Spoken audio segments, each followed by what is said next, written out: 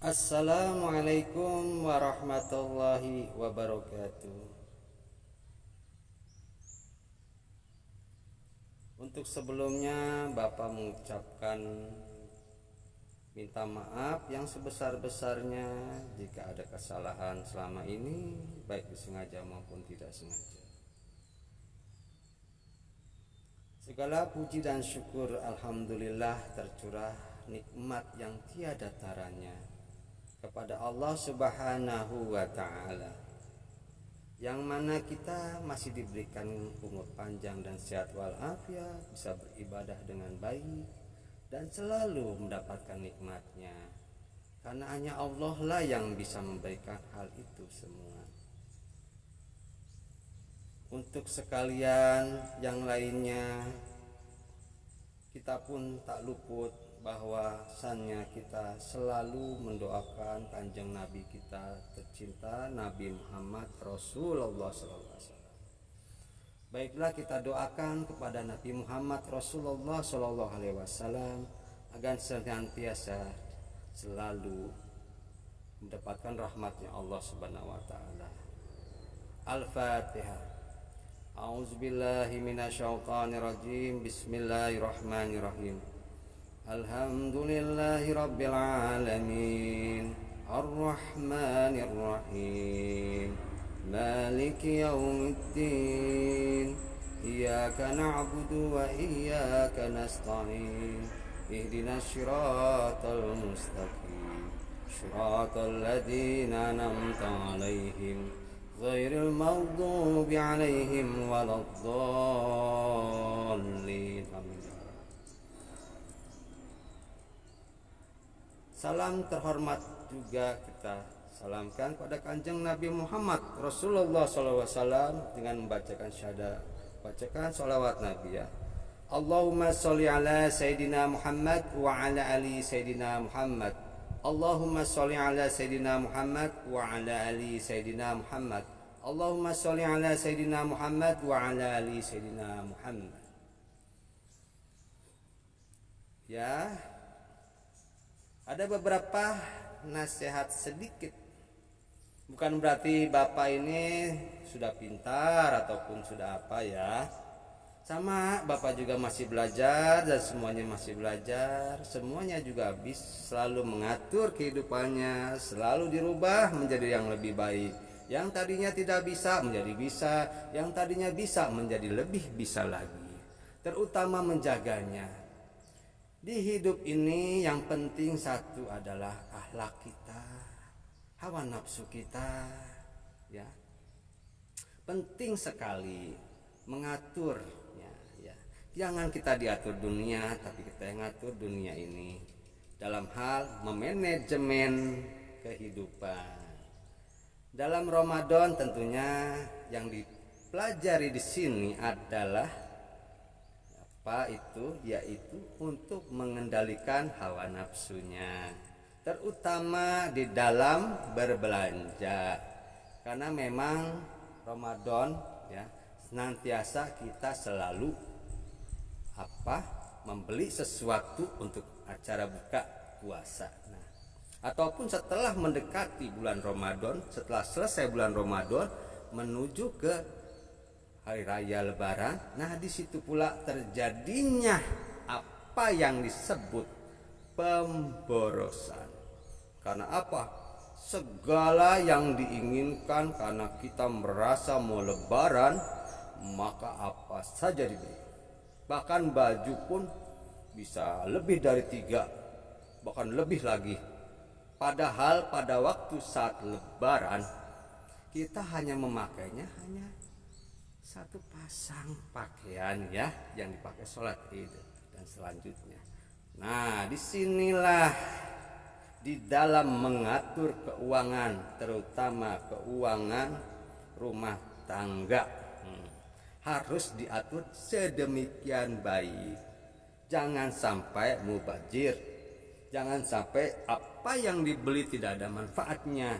Nah, satu tips yang harus kita perhatikan adalah perhatikanlah jumlah tabungan yang kita miliki.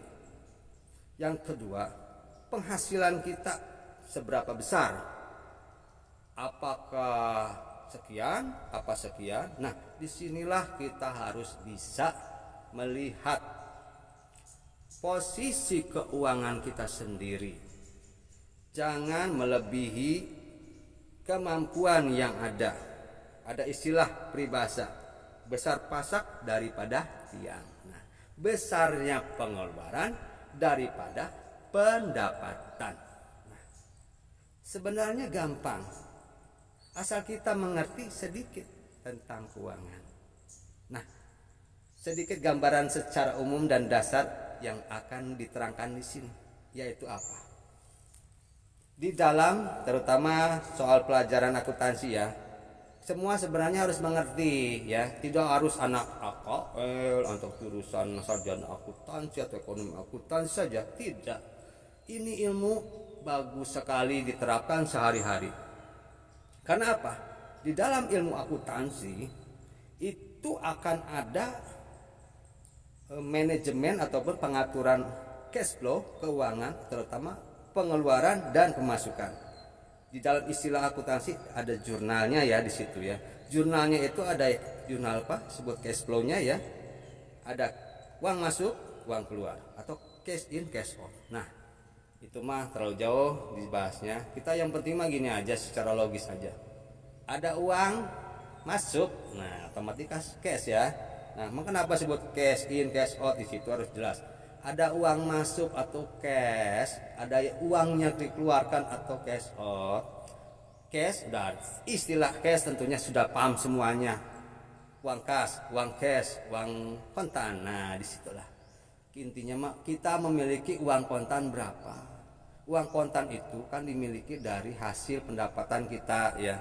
Tentunya ada hasil-hasil lain, pendapatan sampingan. Nah, inilah jumlah-jumlah uang yang kita miliki itu, terutama kita tabungkan ya. Nah, setelah kita kumpulkan, ditabungkan, nah itulah uang cash kita. Nah, tentunya saat kita belanjakan uang cash itu akan dikeluarkan. Nah, itu cash outnya. Secara logisnya itu aja. Secara gambar baris besarnya sajalah, tidak terlalu rumit. Nah, kembali ke soal Ramadan. Apa sih tujuan puasa, apa sih? Nah, itu pertanyaannya. Tujuan puasa itu adalah mengendalikan hawa nafsu kita ya. Termasuk dari apa? Dari yang kita makan, dari yang kita belanjakan, tentunya itu harus diatur. Kita yang ngatur sendiri. Kita yang mengetahui kemampuan kita sendiri. Jangan bandingkan dengan yang lain, ingat itu. Kita lihat tetangga kita, mungkin saja ya pendapatannya lebih besar dari kita, atau dia punya sampingan lainnya, ataupun dia rajin menabung dan dia belanjakan pas waktunya bulan Ramadan dan Lebaran. Kita perhatikan di situ, jangan samakan ya. Kadang-kadang kita selalu melihat tetangga ya, kita melihat orang lain atau teman kita. Oh, dia membeli baju ini oh dia makan bukanya begini Nah, ini jadi patokan kita, padahal masalah ya harus kita pelajari apa diri kita sendiri, karena kita dan beliau ataupun orang lain atau tetangga kita atau teman kita itu sangat berbeda ya, dia kita. Nah, makanya kita harus lebih apik dalam mengurus masalah keuangan ya. Contohnya gini, kita kumpulkan setiap, kalau orang dagang ya, orang dagang kan ada istilahnya omset. Nah, omset itu belum berarti pendapatan kita harus pisahkan mana untung, nah mana rugi misalnya. Kadang dagang juga ada ruginya. Nah, pada saat kita kumpulkan seharinya dapat omset, taruhlah kita dagang omsetnya 1 juta ya. Nah, pada saat itu ada kerugian barang, entah salah mengembalikan atau apa. Nah, di situ kita kurangkan dulu biaya-biaya termasuk tadi kerugian. Setelah itu kita kurangi lagi dengan modal dasarnya. Nah, sisanya tentunya laba. Misalnya labanya 200.000 nih, misalnya dari omset 1 juta bersihnya 200.000. Ini sehari. Nah, itu setelah bersih ya, potongan termasuk bayar-bayar yang lain-lain, termasuk makan ataupun biaya lainnya. Nah, setelah kita bersihkan 200, kita tabungkan setiap bulannya 30 hari ya. Berarti ya berapa? Kita punya penghasilan berapa? 200.000 per hari, 10 hari aja 2 juta. 30 hari berarti 6 juta. Nah, otomatis kita punya penghasilan 6 juta sebulan. Nah, dari situ kita sudah mengetahui dari pendapatan kita berarti rata-rata 6 juta sebulan. Nah, kan tentunya kita ada kebutuhan lain yang lebih pokok, lebih penting. Kita pisahkan. Nah, tipsnya kita pakai itu dari 20% dari pendapatan kita, jangan dari setengahnya. Habis itu harus ada dana cadangan setengahnya tersimpan. Nah, setengahnya itu bisa kita pakai 20%-nya kebutuhan seperti sekarang Ramadan ya. Dan sisa 30% buat kebutuhan lain tentunya. Nah, dari situlah tips yang sangat baik. Sebenarnya apa sih masalah ekonomi? Kita kok sulit itu ya, kita kok rumit ya. Pintar menabung sebenarnya ya. Rajin menabung, hemat itu saja. Insya Allah, percaya tidak, ada orang yang pendapatannya sedikit tapi bisa naik haji. Percaya tidak? Karena pernah dijumpai oleh Bapak sendiri ya. Jadi salah satu yang bisa Bapak sampaikan, misalnya nih, pada saat buka puasa tentunya kita akan membeli makanan-makanan untuk pembuka puasa ya. Di situ juga kadangkala ada yang sangat boros ya. Misalnya apa? Kita setelah buka puasa tentukan minum yang manis ya, entah pakai kolak atau pakai apa yang manis lah ya. Nah, pada saat itu kita kan makan. Nah, di situ aja perut sudah mulai semuanya. Aduh, pengen makan apa lagi nih ya. Setelah makan kolak juga rasanya udah kenyang ya. Nah, padahal mah kita belinya banyak tadi. Waktu mau buka beli ini, beli itu. Nah, ternyata yang dimakannya cuma 2 bungkus doang misalnya, tidak mampu lainnya. Nah, disinilah banyak kesalahan. Kenapa? Kita beli yang tidak perlu, kita beli yang tidak harus gitu ya. Apa serba diberikan lihat orang beli ini, kita ikut beli ini. Nah, ini boros ya. Jadi tipsnya adalah setelah buka minum yang manis, makan yang manis ya sedikit.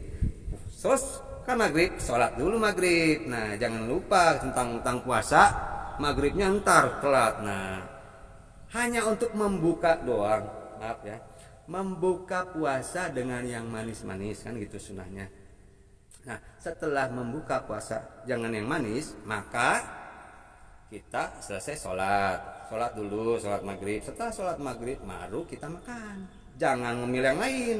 Makan langsung, makan nasi, itu langsung kenyang ya. Tapi jangan kenyang banget karena apa? Ada waktunya sholat isya untuk tarawih. Nah, di situ. Nah, itu salah satu tipsnya. Setelah buka puasa makan minum yang manis ya. Terus sholat maghrib, dan setelah sholat maghrib kita makan nasi ya, langsung makan. Nah, itu udah kenyang, itu tidak akan makan lagi ya. Nah, itu salah satu menghemat di bulan Ramadan ya, dalam hal buka puasa. Nah, ada lagi dalam hal Idul Fitri. Nah, perayaan Idul Fitri di sini orang belanjanya banyak ya, ada istilah wah mall rame, wah pusat perbelanjaan dipadati karena banyak yang belanja buat lebaran. Di sini ajang pemborosan terjadi. Nah, itulah kan kita berpuasa, kan kita berusaha menahan hawa nafsu, tapi kenapa harus boros? Berarti apa? Hawa nafsu kita belum bisa dijaga, belum bisa dikendalikan ya.